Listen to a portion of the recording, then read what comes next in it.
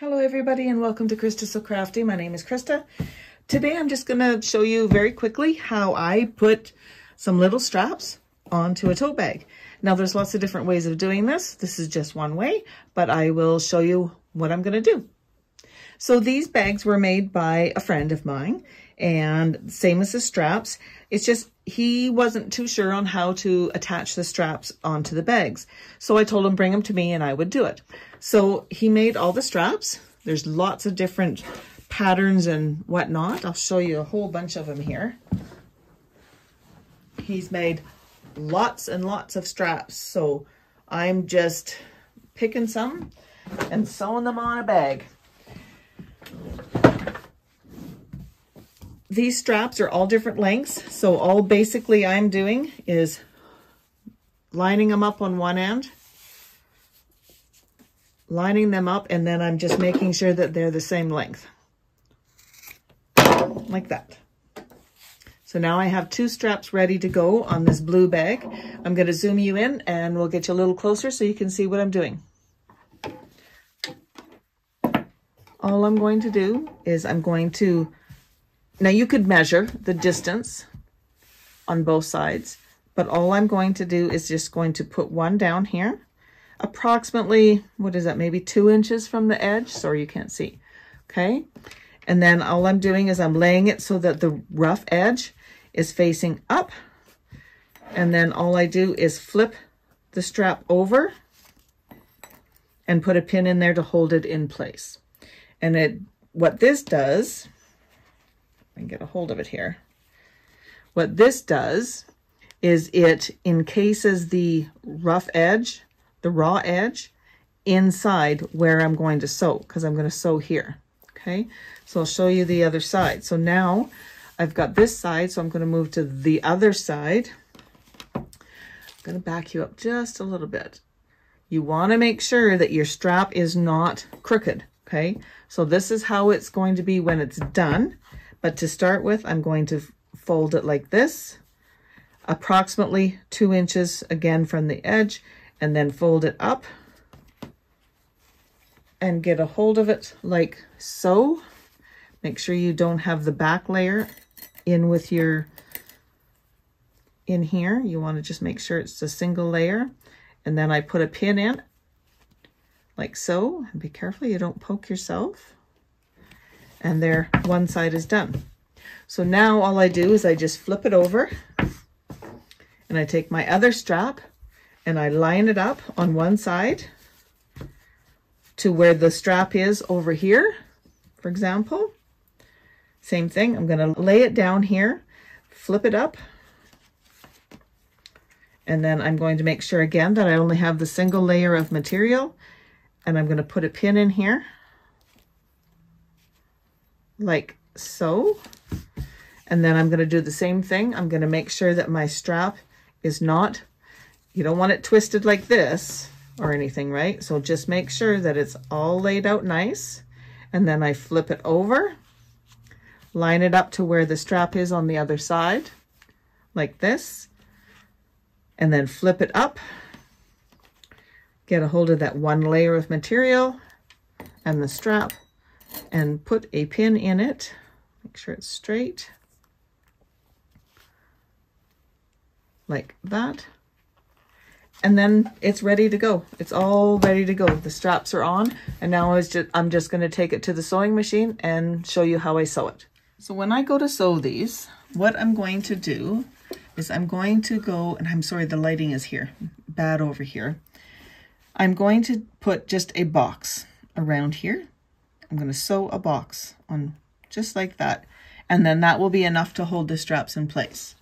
So I'm going to get all the other material and the straps out of the way, get this all lined up in here,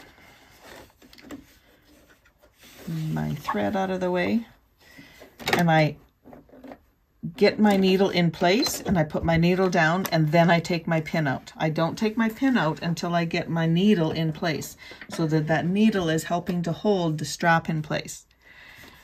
I'm going to start going, hold on to my thread. I'm going to reverse. You can't see what I'm doing, sorry. Okay, so I'm just going to reverse, and now I'm going to sew across the top going to get to the edge with my needle down. I'm going to lift my presser foot. I'm going to turn. It's caught. There we go. And I'm going to stitch down the side. Whoops, I went too far. No worries at all. Right there. Lift my presser foot again. I'm going to turn. I'm going to stitch down across the bottom. With my needle down, lift the presser foot and turn it. Now this is my last side, so I'm going to sew up to the top where I started stitching, and then I'm going to back stitch and cut my thread. So I will show you. So there is our little box we just sewed. Okay, and you're going to do that for all 4 of these. So I'll do another one. I always have to lift my presser foot up that extra bit because this material is quite thick. Put my presser foot down, put my needle down, remove my pin, hold on to my thread. I go a few stitches forward and then I reverse and then I continue on. Go across the top, lift my presser foot and turn. Put my presser foot down, sew down the edge, lift my presser foot, turn, presser foot down, sew across the bottom. Quite often I'll go across the top, down the side, across the bottom, up the side, and then reverse. And if I do that, then I get into a rhythm and I don't forget where I'm at or what it is I'm doing. So again, there's another square done. So that strap is on there. It's not going anywhere. And now we'll turn it over and we'll do the other side.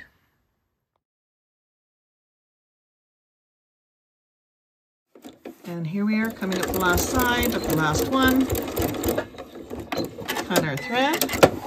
And we've got all of our straps sewn on nice and neat. Oh, of course, I'll go along and I'll trim up all these threads here. But yeah, we're all done. All right, so here is our little tote bag thingy with the strap sewn on nice and neat, and we'll just trim up these threads like so. And it's just that easy to put little handles on a bag. And this type of handle can go on, you know, many sizes of bags, whatever size or shape you want. And yeah, that's all it is.